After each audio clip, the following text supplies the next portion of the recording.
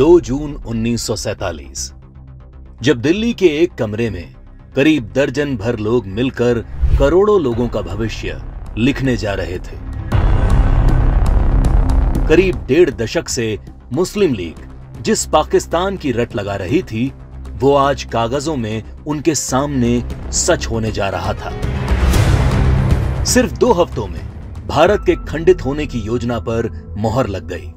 भगवान राम के बेटे लव का बसाया लाहौर, ढाकेश्वरी माता का तीर्थ ढाका, गुरु नानक देव जी का जन्म स्थान ननकाना अब 2 टुकड़ों में बंटने जा रहा था।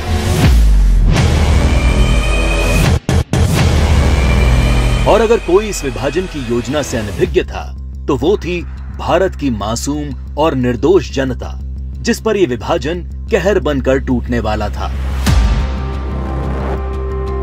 1947 को अंग्रेजों द्वारा किया विभाजन देश का पहला विभाजन नहीं था।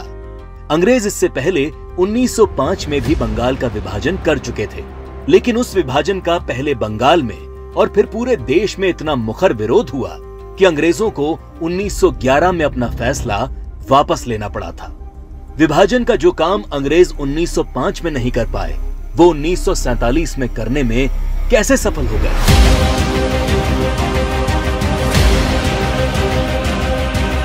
1906 में मुस्लिम लीग का जन्म संयुक्त बंगाल के ढाका में हुआ।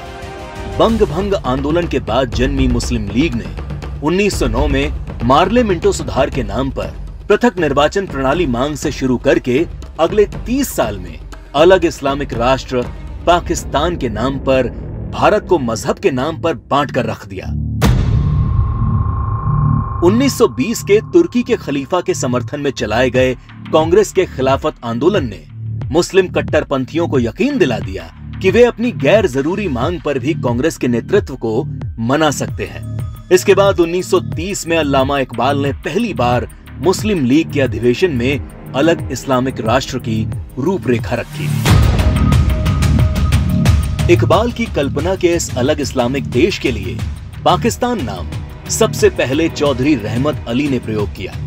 जब 1933 के तीसरे गोलमेज सम्मेलन में चौधरी रहमत अली ने पाकिस्तान अभी नहीं तो कभी नहीं नाम के पर्चे बांटे और करीब 7 साल बाद 1940 में लाहौर अधिवेशन में मुस्लिम लीग ने पहली बार पाकिस्तान नाम के अलग इस्लामिक देश का प्रस्ताव पास किया और 1947 में 10 लाख लोगों की लाश पर चढ़कर एक अलग इस्लामिक देश बना लिया।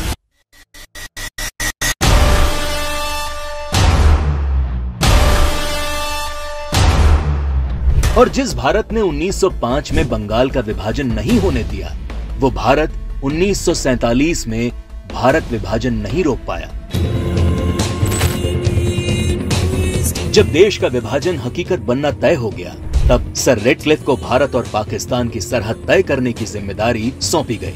रेडक्लिफ इससे पहले कभी भारत नहीं आए थे। उन्हें भारत की सांस्कृतिक विरासत, सभ्यता, मूल्यों, तीर्थों के विषय में कोई जानकारी नहीं थी। 3 सप्ताह में तय कर लिया गया कि कौन सा हिस्सा पाकिस्तान कहलाएगा और कौन सा हिस्सा हिंदुस्तान।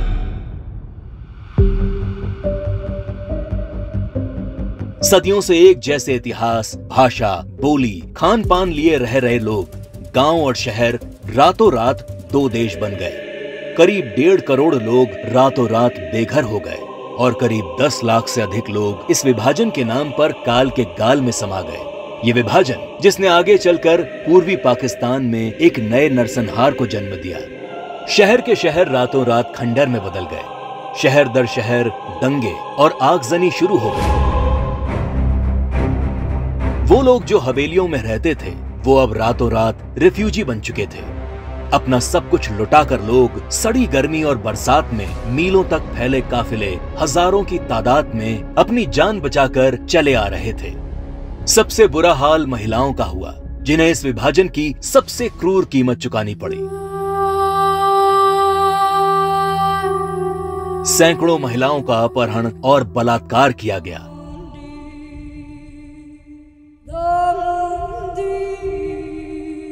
– 1940 के दशक में भारत की ही भांति नरसंहार झेलने वाले यहूदियों की विभीषिका को आज पूरा संसार जानता है।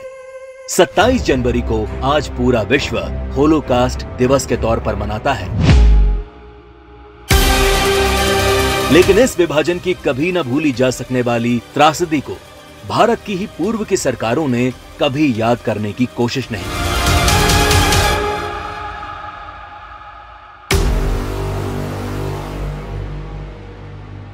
विभाजन विभीषिका दिवस 14 अगस्त का दिन विभाजन विभीषिका का स्मरण करने का दिन है।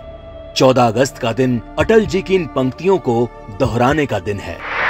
तुम दूर नहीं खंडित भारत को पुनः अखंड बनाएंगे, गिलगित से गारो पर्वत तक आजादी पर्व मनाएंगे। उस स्वर्ण दिवस के लिए आज से कमर कसें, बलिदान करें। जो पाया उसमें खो न जाएं, जो खोया उसका ध्यान करें, जो खोया उसका ध्यान करें। ये किसी देश की भौगोलिक सीमा का ही बंटवारा नहीं था, बल्कि लोगों के दिलों और भावनाओं का भी बंटवारा था। इसीलिए ये दर्द आज तक देशवासियों के दिल में हरा है। आज भारत दुनिया का सबसे बड़ा लोकतंत्र है, विश्व की बड़ी अर्थव्यवस्थाओं में से एक है।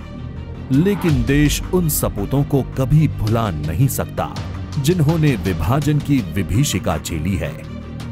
आज जब देश आजादी का अमृत महोत्सव मना रहा है, तो हम अपनी मातृभूमि के उन बेटों एवं बेटियों को नमन करते हैं जिन्होंने भारत के विभाजन के दौरान अपने प्राण न्यौछावर किए। मोदी सरकार ने विभाजन के दौरान लोगों के संघर्ष और कुर्बानियों को याद करने के लिए 14 अगस्त का दिन विभाजन विभीषिका स्मृति दिवस के रूप में घोषित किया है। ये पिछली शताब्दी की सबसे बड़ी त्रासदी में से एक। आजादी के बाद इन लोगों को बहुत ही जल्द भुला दिया गया।